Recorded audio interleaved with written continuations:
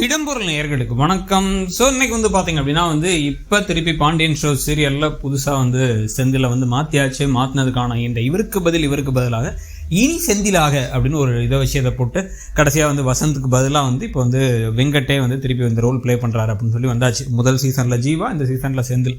So இப்போ already JM fans எல்லாம் ஒரே ஹாப்பி ஆகிட்டாங்க. ஸோ ஆனால் சில பக்கம் இன்னொரு பக்கம் பார்த்தீங்கன்னா வசந்துடைய ஃபேன்ஸ் எல்லாருமே இல்லைங்க என்னங்க இப்படி மாற்றிட்டீங்க அப்படிங்கிற மாதிரி கொண்டு போயிட்டு இருக்காங்க. ஸோ இதுக்கு நடுவில் பார்த்தீங்கன்னா எடுத்தவொடனே இப்போ கதிர் சைக்கிள்லாம் டெலிவரி பண்ணுறாருங்கிறது உண்மையிலே பாண்டியனுக்கு கொஞ்சம் வருத்தமான விஷயமா தான் இருக்குது. அவர் முகம் மாறிடுச்சு. ஆனால் அந்த ஈகோ தடுக்குது அவருக்கு, அதை அக்செப்ட் பண்ணிக்கிறது. சரி விடு, அவன் அவ்வளோ வைராக்கியமாக இருந்தால் நானும் வைராக்கியமாக இருப்பேன்டா, என் பிள்ளை தான் அவன் அப்படிங்கிற மாதிரி இவர் என்ன பண்ணுறாரு அப்படின்னா, ஒன்றும் சைக்கிளில் போய் டெலிவரி பண்ணால் ஒன்றும் தப்பு இல்லை.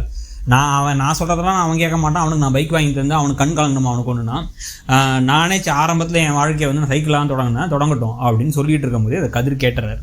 கதிர் அங்கேருந்து என்ன விஷயம் அப்படின்னு கேட்டோடனே பழனிவர் இல்லை, உங்கள் அப்பாட்ட சொன்னேன் நீ சைக்கிள் ஓட்டுறேன்னு, உங்கள் அப்பா என்ன வண்டி எந்த மாடல் என்ன கலர் வேணும்னு கேட்டுட்டு இருக்காரு அப்படின்னு நக்கலாக சொல்லிட்டு ஐயோ ரொம்ப பேசிட்டமே அப்படின்னு யோசிச்சுட்டு இருக்கும்போது டக்குன்னு இவர் என்ன சொல்கிறாரு அப்படின்னா, அதெல்லாம் எனக்கு வேணாம், நான் சைக்கிளே எல்லாத்தையும் பார்த்துப்பேன். அதே சமயத்தில் எனக்காக யாரும் கவலைப்பட தேவையில்ல. ஆனால் சரவணன் எனக்காச்சும் கவலைப்படலாம். அவங்க எங்கேயாச்சும் வெளில போகணுன்னு ஆசைப்பட்றாங்க, ஹஸ்பண்டும் ஒய்ஃபும் ஒரு 2-3 நாளைக்கு, அதுக்கு ஏதாச்சும் ஏற்பாடுகளை வேணால் பண்ண சொல்லுங்கள் அப்படின்னு சொல்லிட்டு கிளம்பி போயிடுறாங்க. கிளம்பி இவர் போனோடனே அவரை யோசிக்க ஆரம்பிச்சாரு. பாண்டியனையும் யோசிச்சுட்டு இருக்காரு. இதுக்கு நடுவில் ஏதோ இப்போ கதிர்கிட்ட பேசலான்னு கோமதி ட்ரை பண்ணால் இவங்க எப்பயும் போல் பேசாமலே போயிடுறாரு. நல்லா அப்பாவும் பிள்ளையும் ஒரே மாதிரி இருக்காங்கன்னு நினச்சிட்டு இருக்காரு பழனிவேல். இப்போ செந்தில் மாற்றிய அனௌன்ஸ்மெண்ட்டை கொடுத்துட்டு இப்போ பார்த்தீங்கன்னா அவர் நேராக உள்ளார போயிட்டு என்ன பண்ணுறா கிளம்புறியா, நான் அவனை வேணால் ட்ராப் பண்ணிட்டுமான்னு மீனாட்ட கேட்குறாரு.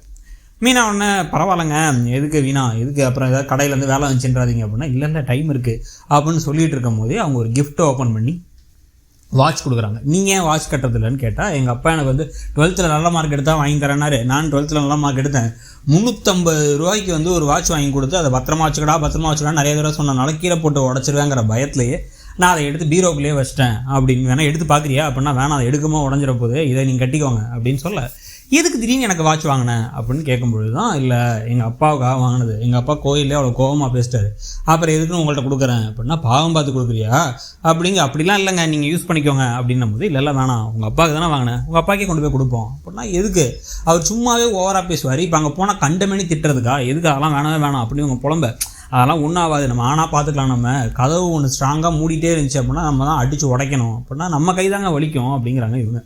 வா பரவாயில்ல அப்படின்னு வண்டி ஏற்றி ஒரு கூட்டு போயிட்டுருக்காரு. இது நல்ல க்யூட்டான ஒரு சீன் ஒன்று நடந்துச்சு. என்னென்னா இப்போ கதிர் சைக்கிள்லேயே காலேஜுக்கு போகலான்னு முடிவு பண்ணி சைக்கிளை மிதிச்சிட்டு வர, பஸ் வரதுக்கு லேட் ஆகுது, என்ன ஆச்சுன்னு எல்லாரும் வெயிட் பண்ணிருக்காங்க வேறு.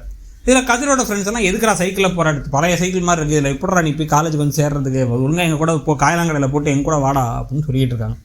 அதெல்லாம் ஒன்றும் வேணான்னு இவர் கிளம்பும் பொழுது டக்குன்னு ராஜி நில்லு அப்படின்னு வேகமாக ஓடி போயிட்டு, சைக்கிளில் தானே போகிற, பஸ் வரதுக்கு லேட் ஆகுது, என்னை ட்ராப் பண்ணுறியா அப்படின்னா, அதெல்லாம் முடியாதுங்கிறாரு இவர். ஏன் அப்படின்னா, அதெல்லாம் முடியாது அப்படின்னா, என்ன பயமா, இப்போ உனக்கு டபுள்ஸ் அடிக்க தெரியாதானே அப்படின்னு நக்கலாக கேட்க, அப்படிலாம் ஒன்றும் இல்லையே, நான் சூப்பராக அடிப்பேன், ட்ரிபிள்ஸே அடிப்பேன் அப்படின்னா, சும்மா பேசாத பயப்படுறியா, எனக்கு கீழே போட்டுருவோன்ட்டு அப்படின்னு இவங்க நக்கலாக கேட்க, எனக்கா பயமா, உங்கள் அப்பா சித்தப்பா அண்ணன்ட்டெல்லாம் கேளு நான் எவ்வளோ ஓட விட்டுருக்கேன்ட்டு அப்படின்னா, அது வேறு இது வேறு. இப்போ உங்கள் ஃப்ரெண்ட்ஸ் எல்லாம் பார்த்துட்ருக்காங்க, கூட்டு போறியா இல்லையா அப்படின்னு தெரிஞ்சுன்னு முடிச்சு சரி அப்படிங்கிறாரு. சரி நான் உடனே டக்குன்னு பின்னாடி கூட இல்லை முன்னாடி அழகாக ஏறி உட்காந்துக்கிறாங்க. அழகாக இவங்க 2 பேரும் உட்கார சைக்கிள் ஓட்டிகிட்டே போகும்பொழுது இவங்க 2 பேரும் பேசிக்கிட்டே போகிறாங்க. கஷ்டமாக இருந்தாலும் நான் இறக்கி விடலாம் சொல்ல மாட்டேன், நான் கூட தான் வருவேன் அப்படின்னு இவங்க பேசிக்கிட்டு இருக்காங்க.